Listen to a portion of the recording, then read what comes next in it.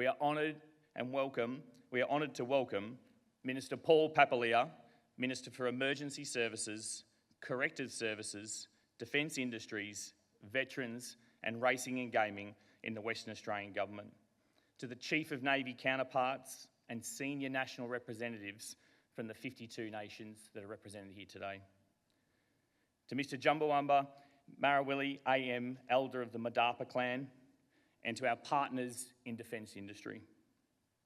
I would like to start by acknowledging the Eora people from the Gadigal, La Perouse and the Camaragal as the traditional custodians of the land and waters on which we meet and sail, and pay my respects to their elders past and present. I extend that respect to all Aboriginal and Torres Strait Islander peoples here today, and would like to pay respect to the Aboriginal and Torres Strait Islander peoples who have contributed to the defence of Australia in times of peace and war. I'd like to thank Uncle Dean Kelly and Auntie Kalida for the wonderful welcoming and smoking ceremony conducted last night at the official reception in HMAS Canberra. Ladies and gentlemen, I now draw your attention to the screen for a short introductory video. They say a picture beats 1,000 words. I offer that a video beats 1,000 pictures. That's a nice way to tee up today's conversation. Chief of Navy counterparts, shipmates, distinguished guests, ladies and gentlemen, welcome to the 2025 Indo-Pacific Sea Power Conference.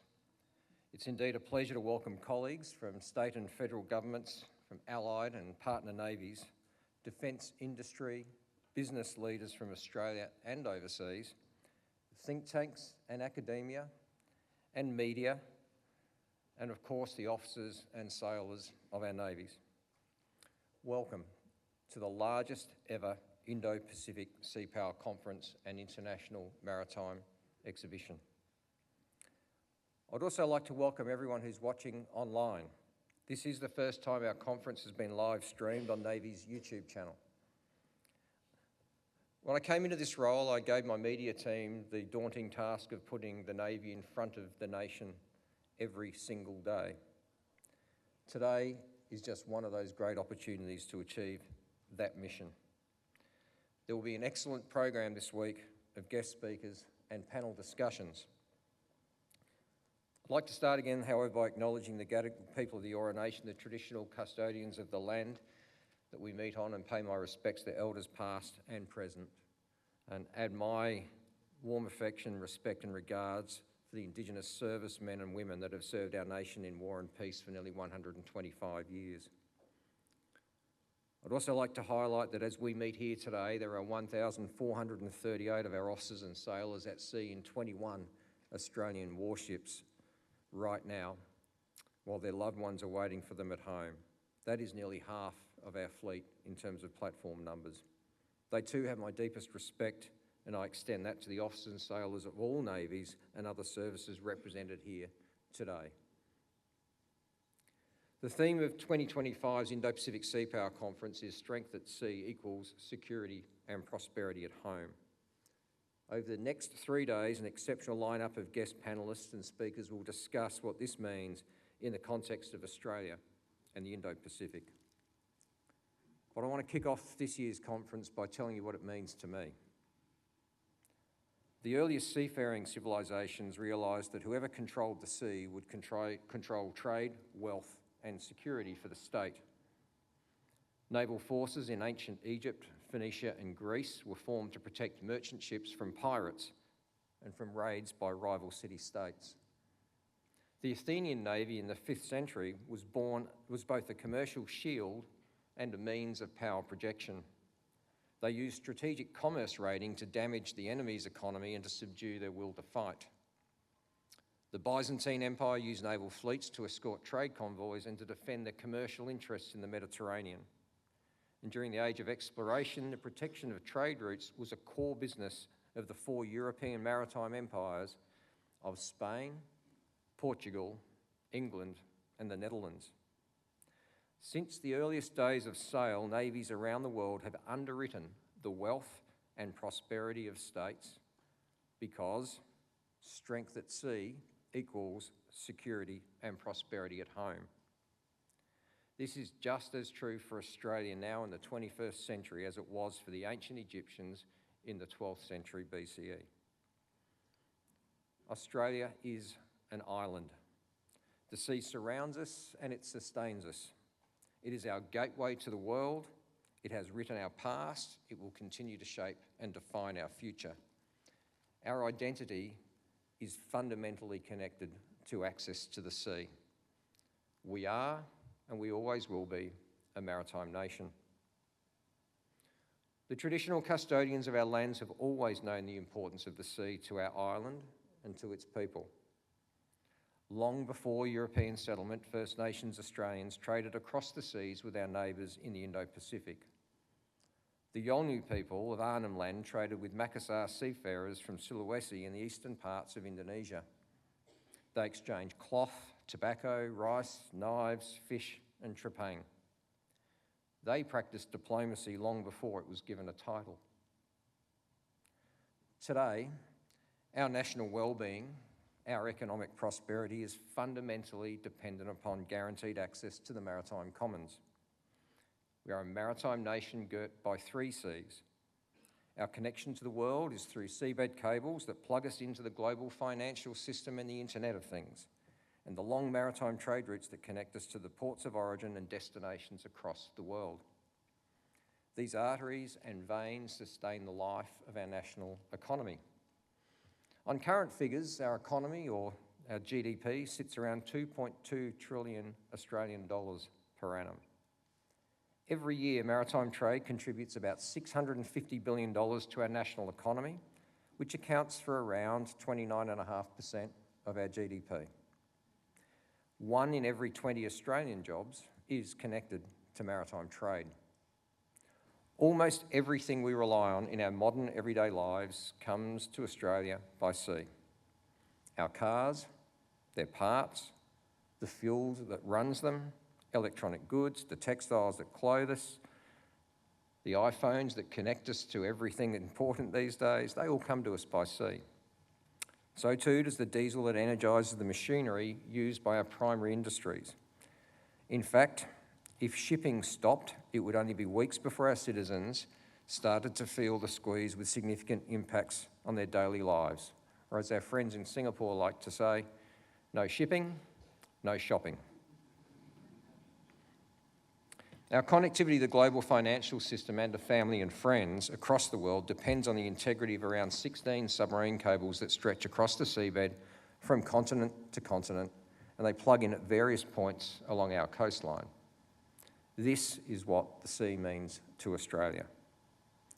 The bottom line, we're a 3-ocean island trading nation that depends on access to the sea for our economic survival, therefore the prosperity and security of our citizens. When we talk about the importance of economic prosperity, we are talking about the lives and livelihoods of the Australian people, the people that we serve. The reality we face is that you do not need to invade Australia to defeat Australia. While maritime trade routes and seabed cables are our lifelines, they are also our greatest vulnerabilities. The loss of either would be an existential threat to our island and to our people. It's also important to remember that while we are an island, we're not alone. We're a member of the Indo-Pacific community. Like many of the nations who've joined us here this week, we share maritime borders with the Pacific and Indian Oceans, the first and third largest oceans in the world.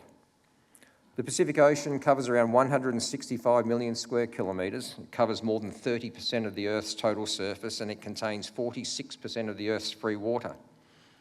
Interestingly, the Pacific Ocean is larger than all of Earth's land masses combined. I was reminded last week of a saying in the maritime community: land was created to give ships somewhere to rest. The Pacific Ocean has maritime borders with more than 50 countries, many of which are remote archipelagos with thousands of islands that can only be accessed by sea. Consequently, shipping is responsible for 90% of imports and exports in this region. Shipping in the Pacific Ocean is essential to both human and economic viability, and these things directly impact regional security and stability. Seabed cables are the other essential lifeline keeping isolated communities connected. While fishing in this region accounts for 60% of the world's global catch, another vital source of income for people living across the Pacific. And of strategic significance, the Pacific Ocean has maritime borders with 4 countries in the world's top 10 economies. To the northwest is the Indian Ocean. This ocean covers 20% of the Earth's ocean surface. It has maritime borders with 38 coastal states that are home to around 35% of the world's population. 1/3 of the world's bulk cargo and 2/3 of the world's oil shipments transit through the Indian Ocean. It too has a network of subsea cables. Australia's economic reliance on the Indian Ocean cannot be overstated. Our key exports like iron ore, coal, LNG and agricultural products all travel via Indian Ocean trading routes, which also provide us with vital access to oil and gas imports from the Middle East. I grew up hearing a saying that Australia rode to economic prosperity on the sheep's back. Last time I checked, sheep don't swim very far. Their wool certainly doesn't float for very long. And like iron and gold, the only way it can get to the international markets is by sea. I offer that this country has and will continue to sail to economic prosperity on the ship's deck. The Indo-Pacific region is of vital strategic importance, not just to Australia and the coastal states of the Indo-Pacific, but also to the world. The destabilisation of this region would have global impacts. 2 pillars have upheld the relative peace and security experienced across our region since the end of the Second World War, enabling our states and our citizens to prosper. The first is the international legal system and the rules, norms and conventions that grant all free states open access to the sea for trade and the rights to prosper from their exclusive economic zone. The second is the will of states across our region to adhere to international law and to work together to maintain the peace that enables all of our citizens to prosper. These pillars have paved the way for the modern, thriving Indo-Pacific that we know today. We must not allow these pillars to fall. However, the rules, norms and conventions that grant us all access to the sea are being openly challenged and in some cases disregarded entirely. The oceans of the Indo-Pacific are now more contested than they have been since the end of the Pacific Campaign in World War II. Territorial disputes across the South China Sea serve as potential flashpoints for conflict in the region, despite the existence of an international rules-based system and a tribunal that can provide judgment on these things.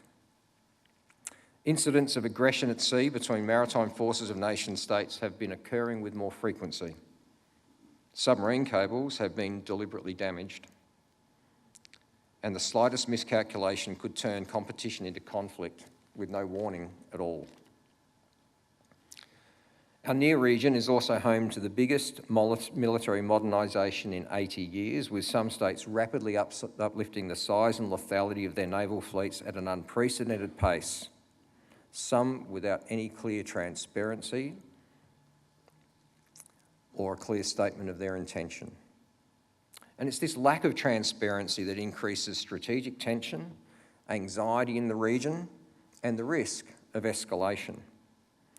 Challenges to the rules-based global order, coupled with the accelerated growth of naval power without transparency, have resulted in trust deficits and great power competition in our region, with an increasing risk of military escalation. This is the strategic environment of the Indo-Pacific today.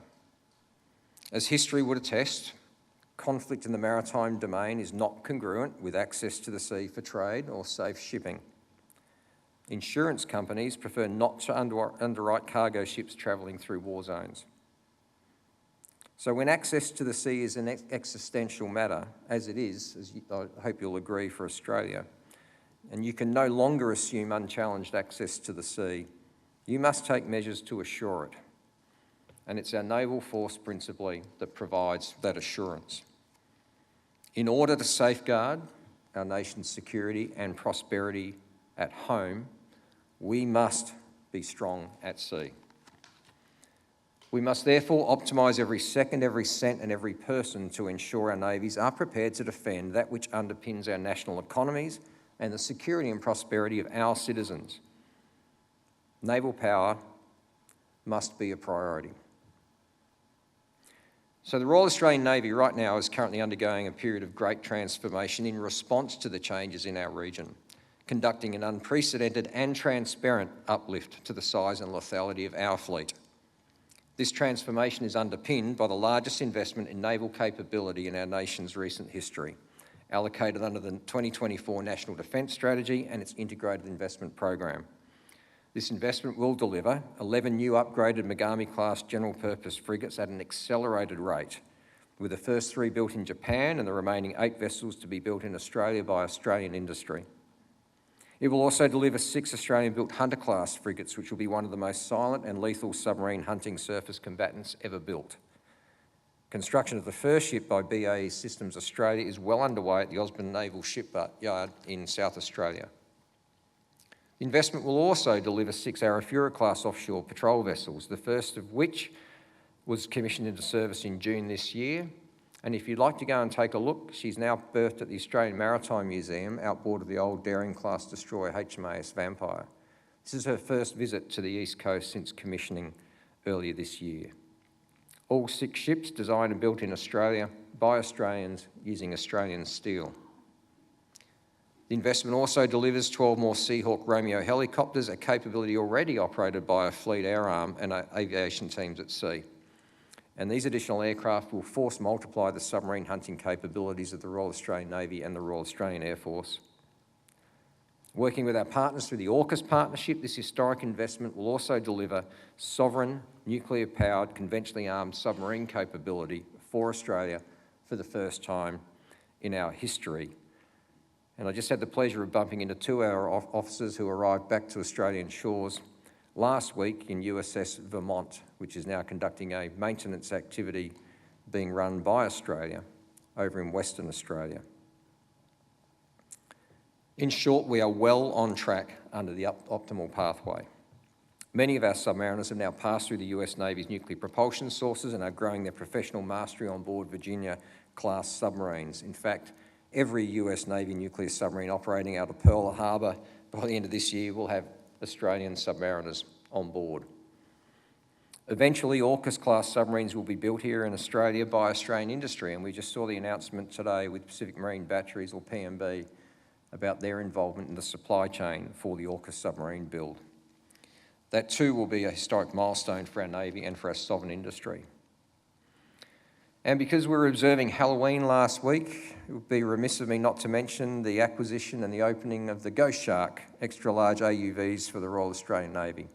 We opened the factory on Halloween last Friday, and as you heard the Minister talk this morning, that capability has been developed and delivered at speed, and it is not a concept. It will be very much alive in the waters of Australia. A lot of you have been coming here for a long time and you're very familiar with the natural predators that exist in Australia, the number of different critters and stuff that can kill you. Well, there's another one swimming in the waters of Australia from next year. And these autonomous submarines will significantly enhance the agility and asymmetric capabilities of our underwater warfare force. They will be teamed with our crewed platforms, delivering our future hybrid fleet. And last year, with the support of our shipmates in the US Navy in particular, under AUKUS Pillar 2, we introduced not 1 but 3 new missiles into service. The Standard Missile 6, the Naval Strike Missile and the Tomahawk Land Attack Cruise Missile, all greatly enhance the lethality and, more importantly, the survivability of our surface combatants in high-end warfare, while also making us more interoperable and interchangeable with our allies. But it's not just our people at sea that will experience the benefits of this historic investment in maritime capability. This investment will also significantly uplift our sovereign defence industry, a vital enabler of national security. Through the 2024 National Naval Shipbuilding and Sustainment Plan, for the first time, our industry partners will be bolstered by the confidence that comes from having continuous naval shipbuilding and sustainment. This enables companies across the defence enterprise to invest in the infrastructure and workforce necessary to deliver our future Navy, long after the first tranche is delivered. And while all of this goes on any given day, around half of our current fleet is at sea, conducting maritime operations in the service of our nation. Over the past 12 months, our people have spent a collective 347,000 days at sea, patrolling our vital sea lines of communication, asserting our freedom of navigation rights under international law, securing our sovereignty throughout a very large exclusive economic zone, which is the third largest in the world, and protecting Australia's maritime borders. This year, our officers and sailors have missed tens of thousands of family birthdays. It's a sacrifice they make because they understand the importance of the mission. They are operating alongside our allies and partners and with other agencies, including the Australian Border Force, the Australian Federal Police, and the Department of Foreign Affairs and Trade as our saltwater diplomats. They're ensuring we have a presence everywhere that matters because presence is a crucial component of deterrence. And they are performing the role of saltwater diplomats in floating Australian embassies, flying the Australian flag, and strengthening diplomatic and military relationships in ports across our region. Just as my colleagues from around the world, my friends gathered here today, are doing so on a daily basis. As everyone in this room will know, continuous operations require the continuous maintenance of our seagoing platforms to ensure that they remain safe to operate and ready for all contingencies. This is the contribution that our National Naval Shipbuilding and Sustainment Enterprise makes. It is vital work, and the people who support us to keep our ships at sea form an essential component of our national security infrastructure. And it would be remiss if I didn't highlight that right now every single one of our patrol boats is fully mission capable and fully mission ready. We have consistently fielded 5 of the 7 Anzac class frigates at sea this year and will continue to do so. And arguably, the availability and readiness of the Royal Australian Navy has never been this good. But never before outside of a period of declared war have we asked our Navy people and our sovereign defence industries to do so much in such compressed timeframes. We are asking them to build new ships and capabilities and to sustain current ones at an unprecedented rate while we can currently operate our Navy at a very high tempo.